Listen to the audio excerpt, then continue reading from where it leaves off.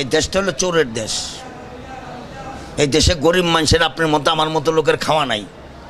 আপনার বাপের 1 শতাংশ জমি নাই, আপনার ব্যাংকের 1 কোটি টাকা লোন নিয়ে দিয়েছেন, ওই যে অফিসারের লোকে ভাও করছেন।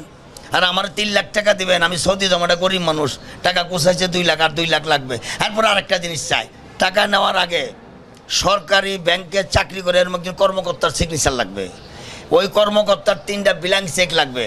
মানে যেটা বললাম, ওদের বাপ মার ফয়তার কাপড় সহ চায় ওরা। এটা তো দেশের কালচার না ভাই। 3 লাখ টাকা আপনি এত কিছু চাচ্ছেন, অযথা আপনি একজন মিডিয়ার লোক, আপনি হ্যালো লোক আছে, একজনের প্রধানমন্ত্রীর লোক, আপনি চাইলে ভুয়া কাগজ ডাবল করে হাজার হাজার কোটি টাকা নিয়ে যাচ্ছেন। আর আমার 3 লাখ টাকা দিবেন, পৃথিবীর সব কাগজ আপনার দেখাইতে হবে। টাকা নেওয়ার আগে 12,000 নিয়ে যাচ্ছেন। আপনি সরজমিনে যেতে চান, আমার লোকে চলেন, আমি নিয়ে যাই আপনার প্রবাসী কল্যাণ ব্যাংকে।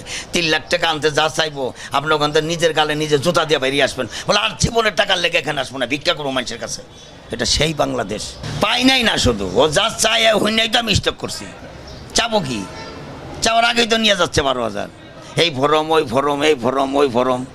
তারপর ওই যে সরকারি কর্মকর্তা, মনে করেন আমি গরিব মানুষ, আমি কাউন্টারে চাকরি করি, আমি বিদেশ যেমন নিয়ত করছি, আমার 3 লাখ টাকা লাগবো। আমার তো সরকারি কোনো লোক নেই ভাই, আমার তো সরকারি কোনো অফিসার নাই, তাহলে আমি তো টাকাটা পাচ্ছি না। আর আপনি সরকারি একজন কর্মকর্তার ব্ল্যাঙ্ক চেক আপনি তো গভীরতা আত্মীয়তা ছাড়া দিবেন না, দেবে কেউ? তা আমার তো নাই।